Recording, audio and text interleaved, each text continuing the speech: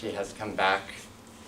As she was explaining earlier, Hope is working from the Storytelling Manual, project number 3, The Moral of the Story. Her speech title is An Evolving Lesson, and 6 to 8 minutes. Ting, would you please explain timing for 6 to 8 minutes? 6 green, 7 yellow, 8 red. Noise after 30 seconds. Thank you.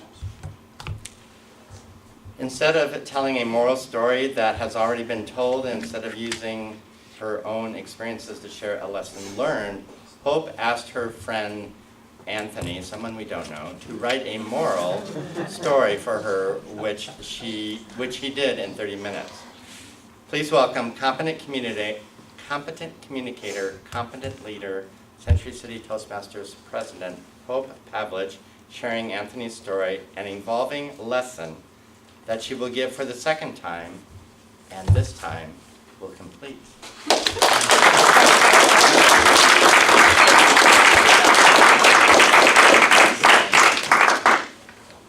When I was younger, I had a Nintendo Entertainment System.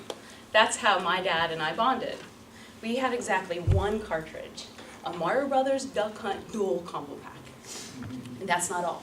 It had a light zapper, a bright orange light gun that you could plug into the Nintendo when you weren't running around the house pretending to be a space ranger. Duck Hunt, Mario Brothers couldn't use a zapper, but Duck Hunt could. And I played a lot of Duck Hunt. For those of you who don't know how Duck Hunt works, it's simple. You hold the zapper up and you wait for your buddy, this pixelated dog, to run and jump into the grass and scare the ducks. And then you shoot at the ducks until they fly away or you run out of bullets. Now, if you don't get to all the ducks in time, you experience one of the most infuriating animations in the history of video games. Your buddy, that pixelated basset hound, who's supposed to be your friend by your side, stands up out of the grass and starts laughing at you. Full-on snicker. Hands covering the mouth, eyes squinted. Enjoying your every bit of suffering. I hated that dog more than anything. But more than that, I hated how my dad would take every opportunity, every moment, to turn it into to attempt to turn it into a profound lesson for how to live your life well. A moral to every story, no matter how minor. Practice, practice, practice, he'd say. 3 steps to getting good at anything. Number 1, practice. Number 2, practice. And number 3, practice.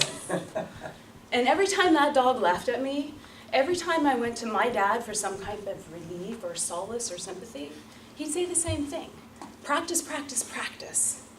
And then the dog won't laugh at you. And then you'll beat the game. And then you'll win. So I did. I practiced, practiced, practiced. And the dog laughed, laughed, laughed. And the higher up in levels I got, the faster that the ducks flew and the scarier the ammunition became. You needed the reflexes of a cobra. You needed the aim of a cobra with a sniper rifle. And I got better, I got faster, and my aim was excellent. But no matter how hard I practiced, no matter how badly I wanted to please that pixelated dog, and I guess my father too, I just couldn't beat the game. I don't know how many levels Duck Hunt had, but I knew I wasn't going to get to the last one. The ducks were just too fast. And I just couldn't push myself to practice, practice, practice any harder. So what moral do I take away from this? A 5-year-old boy who, despite his best efforts, just couldn't beat the game. Was I a quitter? Was I not good enough? Or was it the game's fault for being too hard? The last time I played that game, my dad patted me on the shoulder and said, "Don't worry, you'll get it next time. You just need to practice a little harder." But I never did.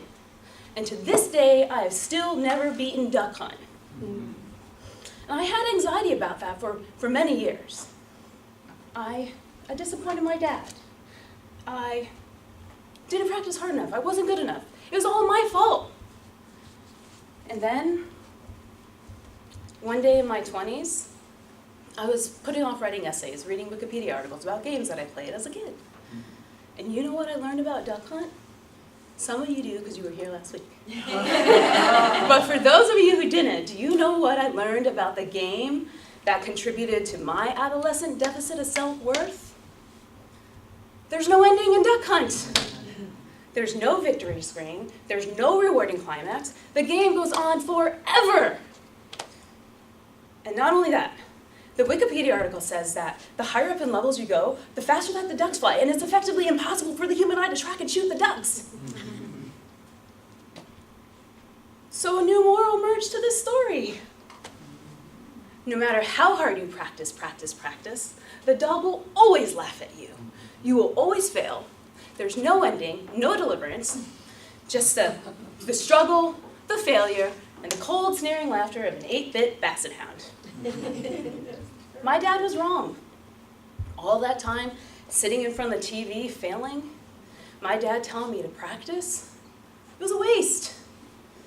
I was getting nothing out of it, except maybe quality time with my dad. But the more I thought about it, the moral to the story shifted again.